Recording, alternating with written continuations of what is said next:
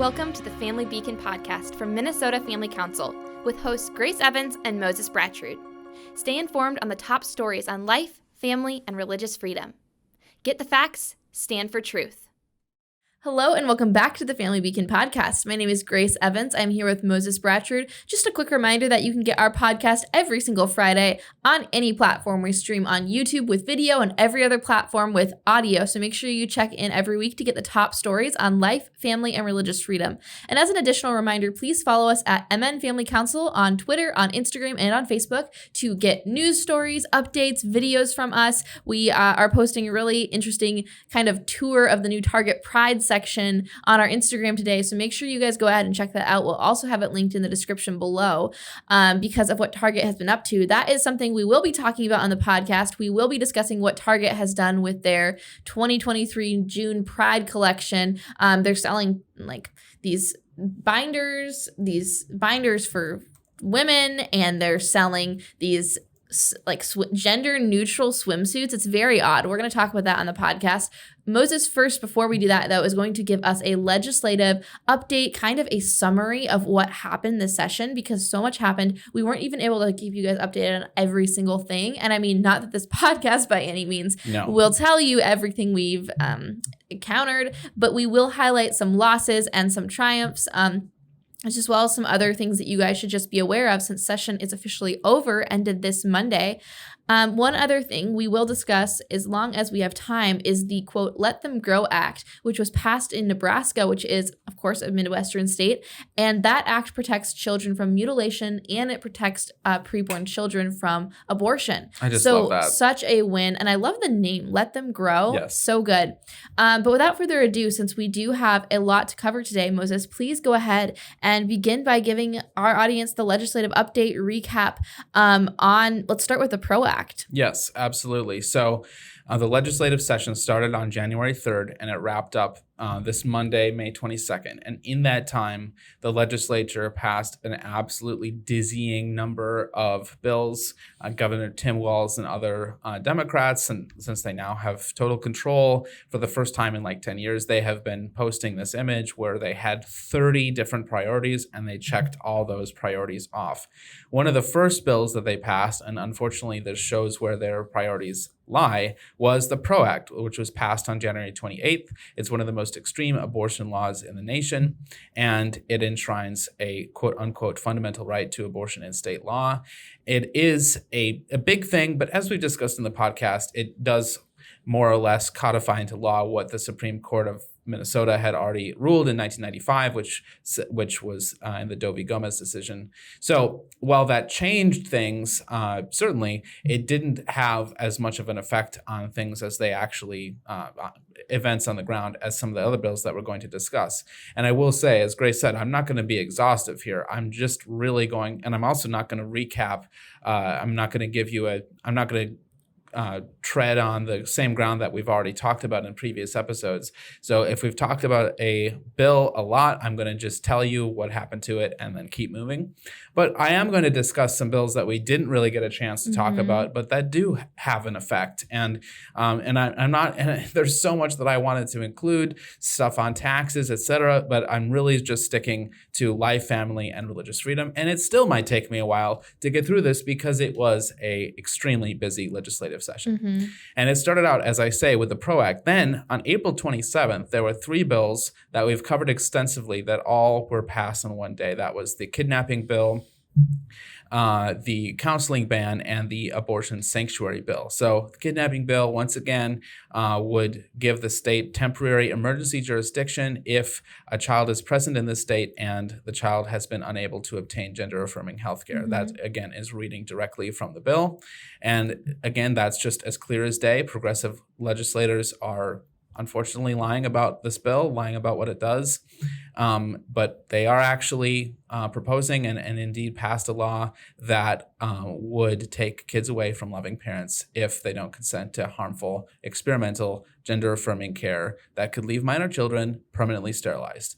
That's the kidnapping bill. If I had to pick, I would say that was absolutely the worst thing that happened in the Minnesota legislature. I mean, just in my opinion, you could argue, I think that some of the abortion stuff is even worse.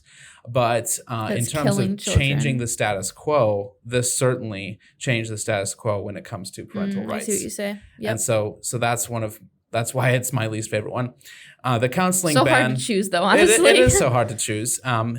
Folks in the audience, feel free to chime in the comments. Let us know which was your least favorite bill and your most favorite bill in the legislative session this year, if you'd like. So the counseling ban, again, that one, it really muzzles biblical counselors and other mental health professionals who are talking about the biblical view of gender and sexuality. It's a really bad bill, targeted at minors and vulnerable adults. That sets up a whole host of big problems, like how is that going to affect churches where maybe a pastor is dual credentialed, is a pastor and also a mental health professional. And then also the abortion sanctuary bill, which potentially opens up Minnesota to abortionists who have been criminally charged in other states. And that, of course, puts women in this state at risk.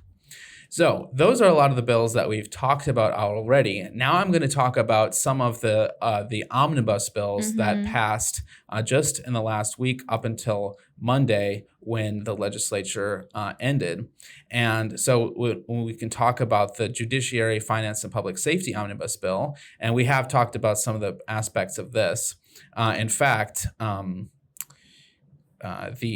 so that includes extremely damaging legislation, which was introduced separately as the Take Pride Act, but then later it was folded into the Public Safety Omnibus Bill. And the public safety element, I think, is extremely ironic in a dark sense of humor type of way. And it removes language in statute, and we did talk about this, so I won't belabor the point, but it removes the sentence, pedophilia is not a sexual orientation, from state law. And unfortunately, at one point, there was a bipartisan effort to pass a bipartisan vote that in the Minnesota House that added an amendment that would have clarified that pedophiles are not protected by the Minnesota Human Rights Act. But that amendment somehow disappeared in the conference committee stage, and it was not adopted in the final language of the bill. So I think I'm really suspicious about that. I think it's exceptionally dangerous to give comfort to people who might threaten minors, and that is exactly what that bill did. And that's something we'll continue to fight and hope to reverse as soon as we possibly can. We're not going to just let that slip by us. Then another part of that bill, which we haven't talked about on this podcast, is the biased speech registry that was included. In just as I read through this list of things for you guys, it is absolutely insane. Registry? What is that? Yeah, it's like 1984. It's exactly out of George Orwell, but. National Review earlier this year, they said that Minnesota has become a laboratory for progressive policy. And I think we commented on the time, at the time, we don't want to be lab rats. We don't want legislators to use a one-vote majority to ram through these insane progressive wish list items. And yet, unfortunately, that's what legislators did. So really quickly, guys, the Biased Speech Registry creates a government database of hate incidents at the Department of Human Rights. On the House floor, Representative Harry Niska, who I think should get some kind of award for everything that he did this session, he asked the bill author, what about some of these potential things? Could these examples be examples of hate speech? And one of those things was saying that COVID came from a lab leak in China because, of course, that could potentially feed into anti-Asian hate or something. Wearing an I Love J.K. Rowling shirt because, of course, that could be interpreted as being transphobic. And again, anything else that anyone deems hateful. And Representative Walter Hudson expressed concern that someone could make a completely false claim about what you say or what somebody says, and that could be added to this registry in a way that's just unquestioned. And I really have to say that now that this actually did pass into law, my goal is to get onto this registry as quickly as possible. And I don't think it'll be hard given the totally broad and undefined a way in which this is truly crazy. Yeah. I can't believe this. I know. I wasn't even aware of this until you started talking about it, to be honest. It did fly under the radar. In fact, I think I've only seen literally one news story, not even a news story, but a column by Joe Souchere in the Pioneer Press talking about this bill. Other than that, there's been complete radio silence on this, as far as I've seen, from the Minnesota media, which is just a complete indictment, because this could affect journalists probably more than it would affect, normal people going around about their daily lives. So this is maybe slightly off tangent, but how is wearing an I Love J.K. Rowling shirt hateful, potentially? Transphobia, Grace. Oh, okay. I was wondering if that was the thing, because I was like, well, she is a feminist, so. Yeah, she's a feminist, but she's the evil kind of feminist. She's not woke enough for the woke. Right. That is crazy. How will that even work, honestly? Like, there's no way to monitor that, is there? I know. No, there's not. I think I think that the bill, this was modified in some way. So, like, I think you know what, like, there might have been some modification that when it came back from conference committee. Okay. So instead of a registry, it's like a yearly report that the department puts together. So it literally, that's so strange. So many bills were passed. Do you have nothing better to do with your time than to create a biased speech registry? Like, I'm over here registering for my wedding, and there are people in the world that think it's important to do a biased speech registry. It's just so ludicrous. Like, it's crazy that people will actually vote for that. Like, people will actually vote to take away their own freedom. It's insane. Yeah. It is insane. Sorry to interrupt. Speaking of voting to take away your own freedom, I won't even get into the gun control bills that passed this session. You guys look that up. There were some gun control bills that were passed and that Governor Walz has signed or will be signing shortly. So that was the public safety bill. The Omnibus Health and Human Services bill is just horrible. It does provide health care for people who are in this country illegally. So our tax dollars, there's $108 million on an annual basis, or possibly in the next 4 years. It's hard to tell because I think this was a budget over the next 4 years. So you can check my math on that. But $108 million allocated for healthcare for people who are in this country and in this state illegally. And that's actually not just for health care, like when they show up at an emergency room, but for health insurance. So potentially, I understand that at least some migrants who are here illegally will now qualify for health insurance under the state's Medicaid system, which is called Minnesota Care. Apparently 40,000 out of the 80,000 illegal immigrants in the state will qualify. So that is going to unfortunately increase entitlement spending. That's always a bad thing, but it's a bad thing when the budget is not balanced. And I'm going to actually talk about a couple more things that are just big ticket items. Yeah, please do. And then, unfortunately, this bill did a lot of the things we talked about earlier this year when they were introduced discreetly as HF 91/SF 70. So it repealed the Positive Alternative Grant Program. So $3.5 million that was going to pro-life pregnancy centers, that's gone. And that's just, awful. It's just so sad. It literally is sad. And, we've said this before, but the reason that they couldn't take that bill, progressives just hate that bill, that law that they've now repealed, is the way that it indicates that there actually is hope and there is choices for mothers who are facing an unplanned pregnancy. That women are choosing life, too. Yeah, exactly. Like the idea they make less money then. Right. The idea that the state should privilege and advocate for women to choose life is now anathema, and that there would be financial assistance to do that. Nope, sorry. Yep. Also, and this is probably another contender for worst bill of the session, the portions of the Born Alive Infants Protection Act were basically this bill, that law was made a dead letter. Doctors are no longer required to preserve the life and health of born alive infants. It's so sad. So there's language substituted for that. You may have progressives arguing that they didn't vote to kill babies on that one, but there was an amendment that was brought forth that would have made it illegal for that to occur. Right. And they did not vote in favor of that amendment. So I hate when they say, oh, well, we didn't vote for it. You literally shot down an amendment that would have made it clear that you're not able to murder children who are born alive. Yeah, that's the sort of hair splitting that is why people hate politicians. I mean, there you go. Minnesota's abortion reporting, portions of that have been completely gutted. The 24-hour, and then there were also some other bills, some other laws that were repealed, some of which are the subject of an ongoing lawsuit. And so we'll talk about that more probably in future, because that is, although the legislature has repealed some of those bills, the story is not over with those laws, and we could see more movement on some of those things, particularly parental notification in the case of an abortion, which actually was not repealed. So we'll see things like that probably in a future, or in an ongoing court case.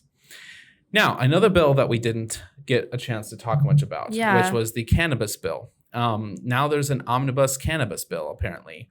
And it was passed, unfortunately, with Republican support as well as... Republican support? Yeah. A lot of Republicans seem to feel that weed is just awesome, and I think that it's like kind of the libertarian I wonder if they streak. smoke weed themselves. Well, I think that probably is some of it, but also, the Republicans like to a lot of Republicans are actually libertarians. I have nothing against libertarians per se, but the fact is that we've seen the data in states where marijuana is legal. And it's not good. It's not good for traffic accident deaths. It's really not good for minors because, well, in theory, marijuana will still be illegal for minors.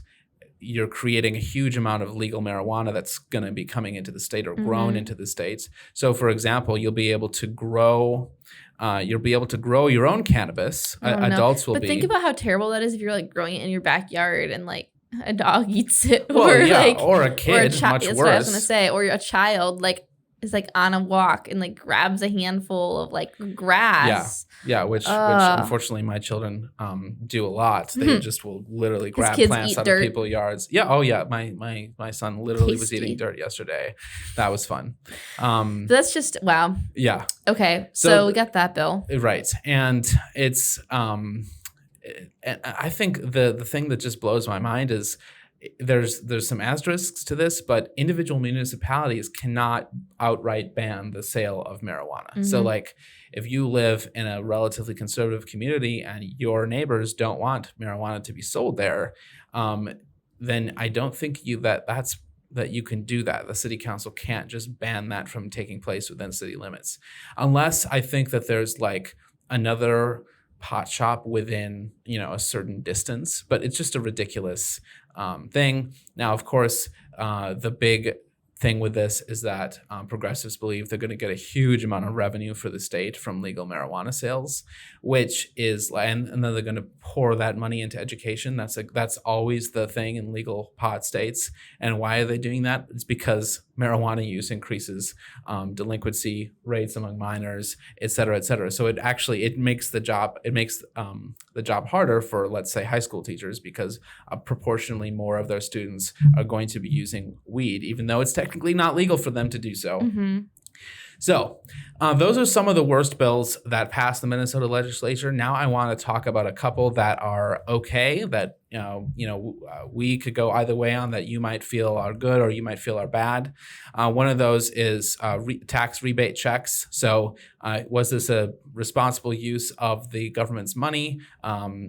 You can decide, but there will be checks in the mail for $260 for single people who earn under $75,000, $520 for married couples who earn under $150,000. Like, what am I going to do with $260? That's not that much money. No, it's not that much money. Know. Yeah, and then, thankfully, I will get that money. What I do like about this is that it is child friendly.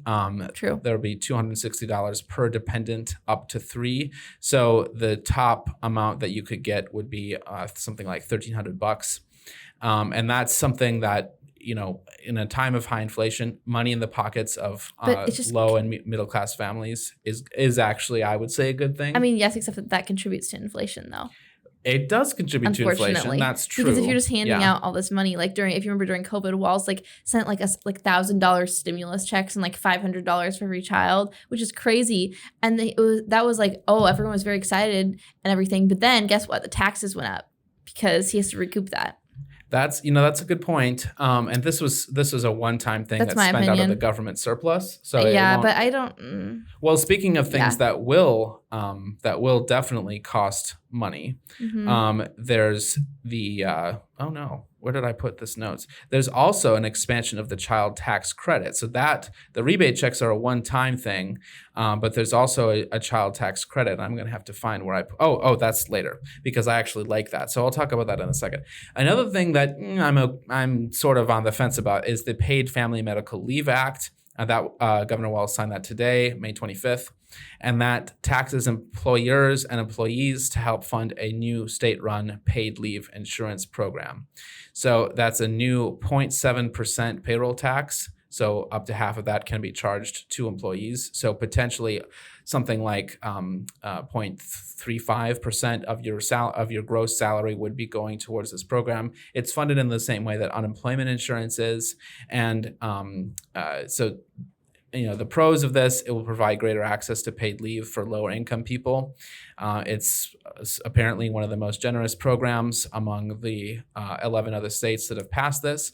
Unfortunately, this is going to be more overhead for small business, and it reduces employee earnings. So I think the jury is going to be still out on whether that is overall a good thing. I really want to be in favor of this because when there's paid family leave in other countries, that has shown to help people just make the decision to have more children. Having more children is the best thing you could do for your own future and the future of our country and our world. Just a couple things.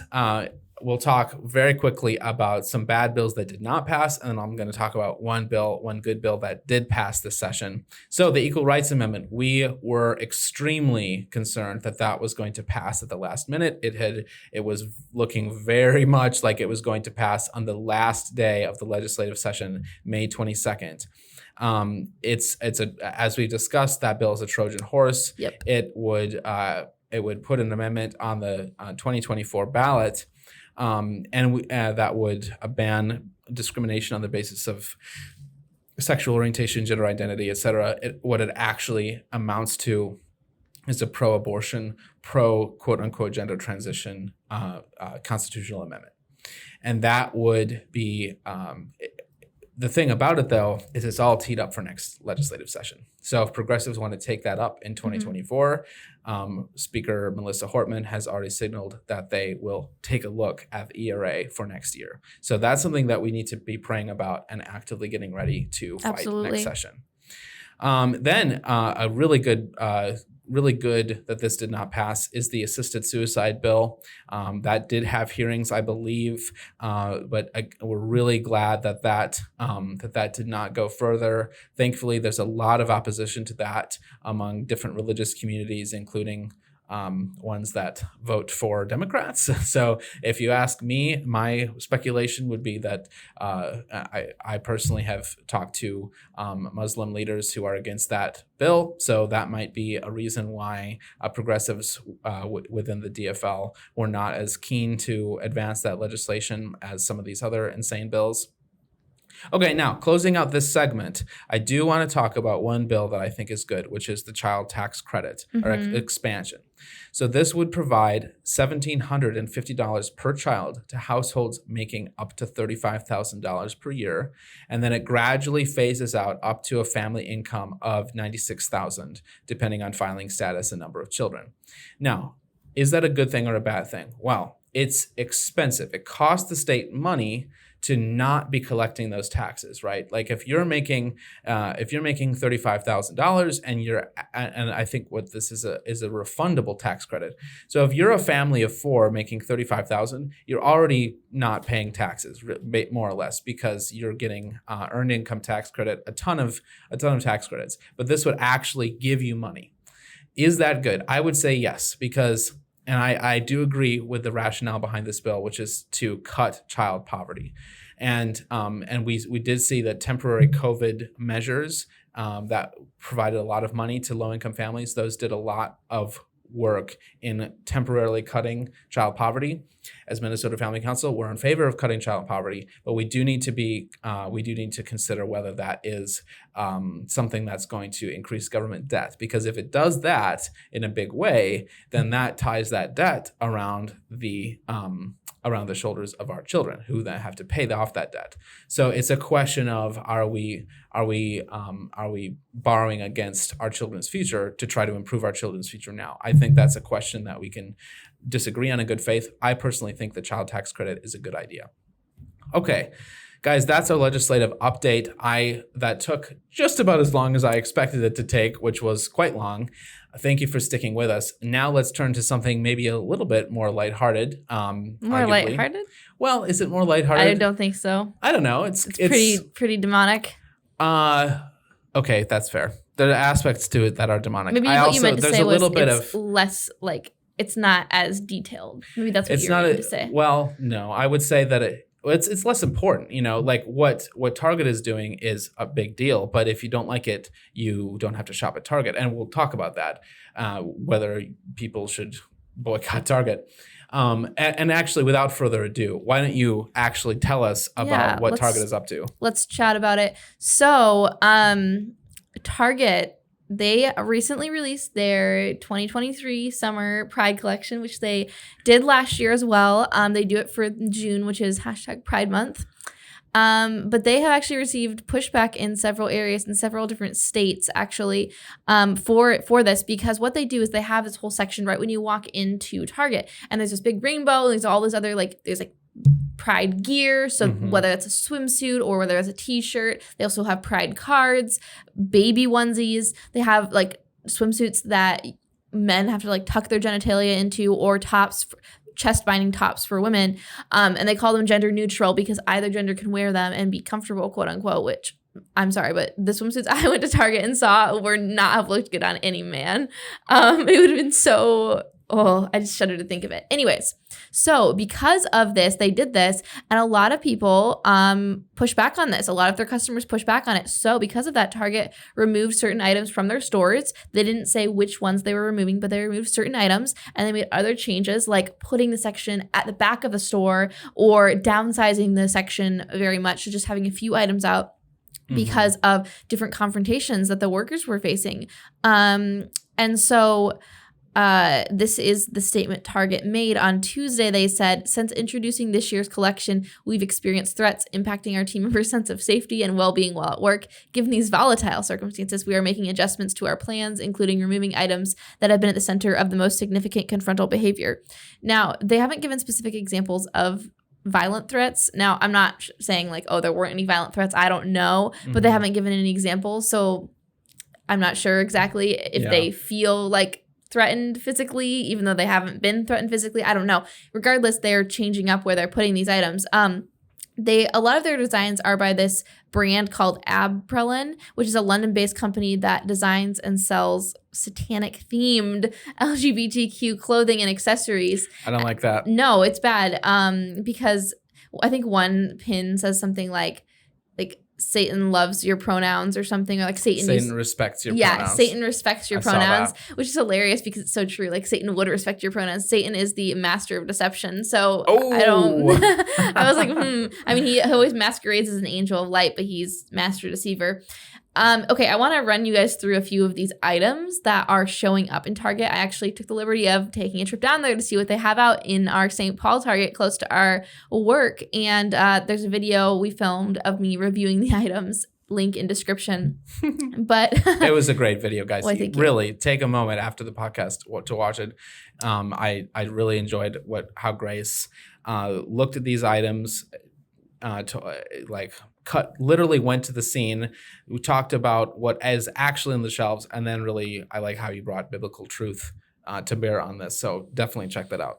Thanks, Moses. So they have gear that says things like cure transphobia, not trans people, which is, wow, so interesting. Of course, they have those swimsuits that are not rightly designed for male or female anatomy because it's quote unquote gender neutral. Yeah, the gender neutral swimsuit is one of the dumbest ideas I've ever heard. Men and women's bodies are different. They are differently shaped. Okay. If you're just discovering that now for the first time on this podcast, then you may have been living in a corner.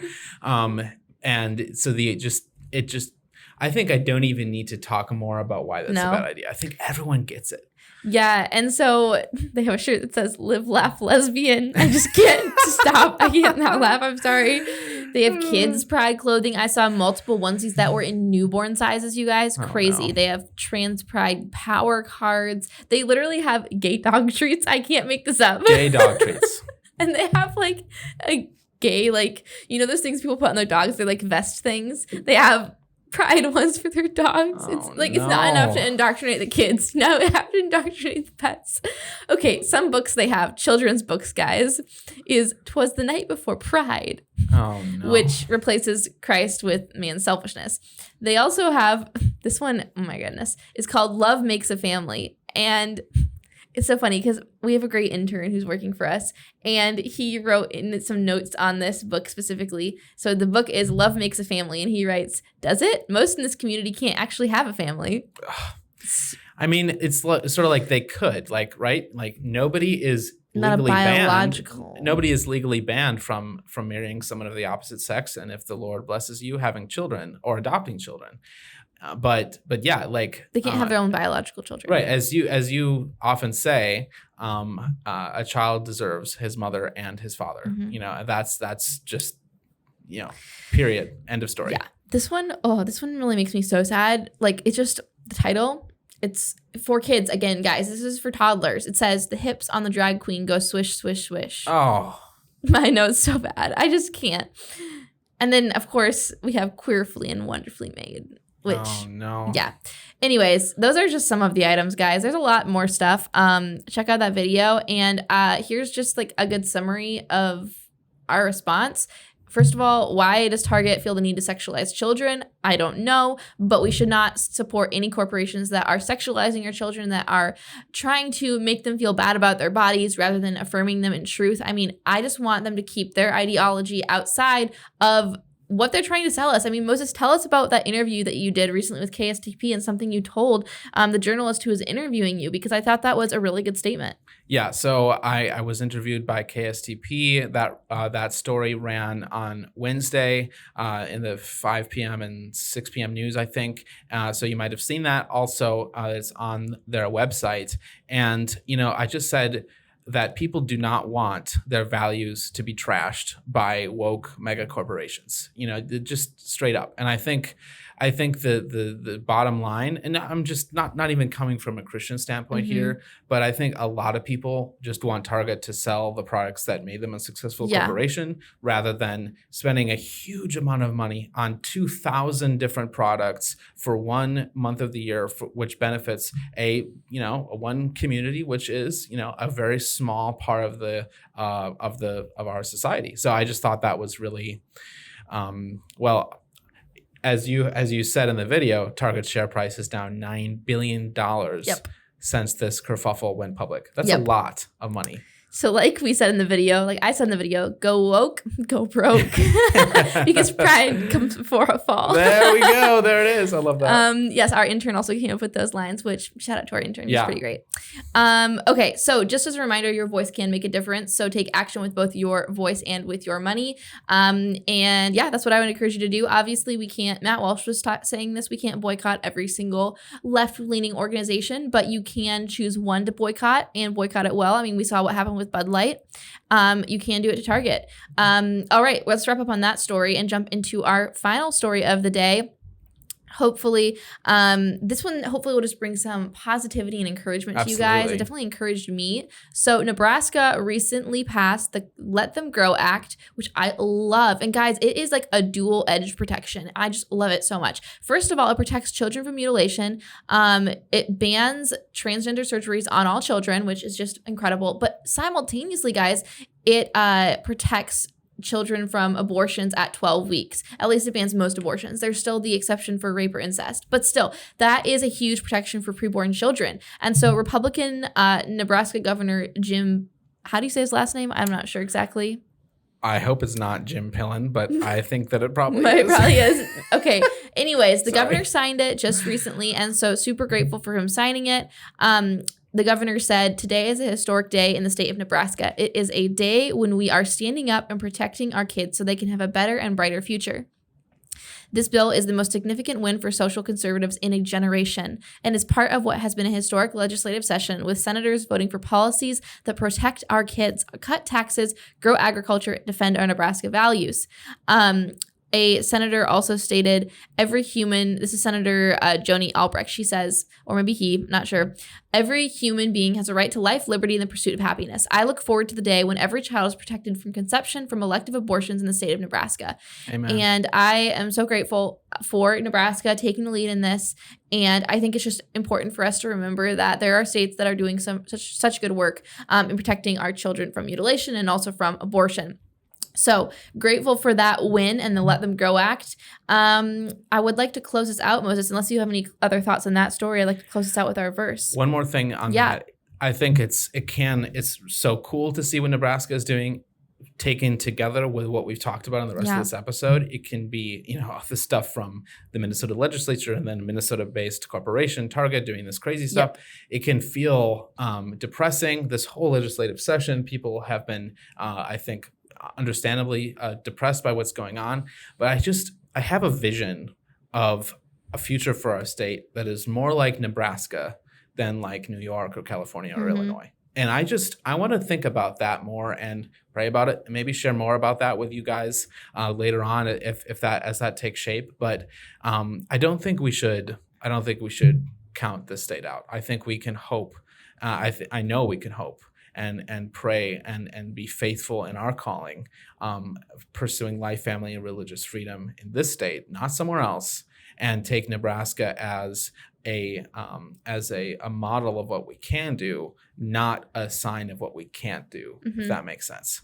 So yes, Grace, if you could please take us out with a Bible passage, because God's word is ultimately the ultimate truth, and anything that we've said today that's true is just a pale reflection of the truth in God's word. Absolutely. So this is Isaiah 61:4. I read this week, and I thought it was super applicable for what our task is and how we need to live. It's as they shall build up the ancient ruins. They shall raise up the former devastations. They shall repair the ruined cities, the devastations of many generations. Verses 8-9. For I, the Lord, love justice. I hate robbery and wrong. I will faithfully give them the recompense, and I will make an everlasting covenant with them. Their offspring shall be known among the nations, their descendants in the midst of the peoples.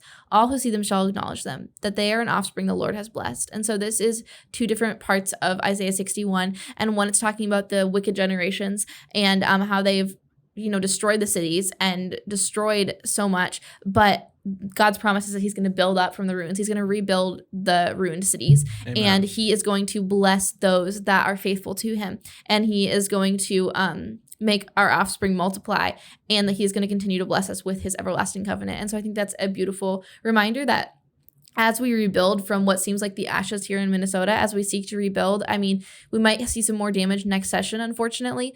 But once we finally get more people elected into office, we're going to have a lot of work to do, a lot of repair in this city that has been ruined in a lot of different ways. It's not beyond hope, though, because God will bless the faithful. And I'm just excited to see what God will do, and excited to just witness the covenant that he's made with us. Amen. So on that note, we will see you guys next week on the Family Weekend podcast. Don't forget to tune in next Friday. We're super grateful for you guys, and we will see you guys next week. Get the facts, stand for truth. Thanks for listening to or watching this episode of the Family Beacon podcast from Minnesota Family Council. Subscribe wherever you listen to podcasts so you're up to date on life, family, and religious freedom. You can follow us on Instagram at MN Family Council and subscribe to us on YouTube to watch our content. Get the facts, stand for truth.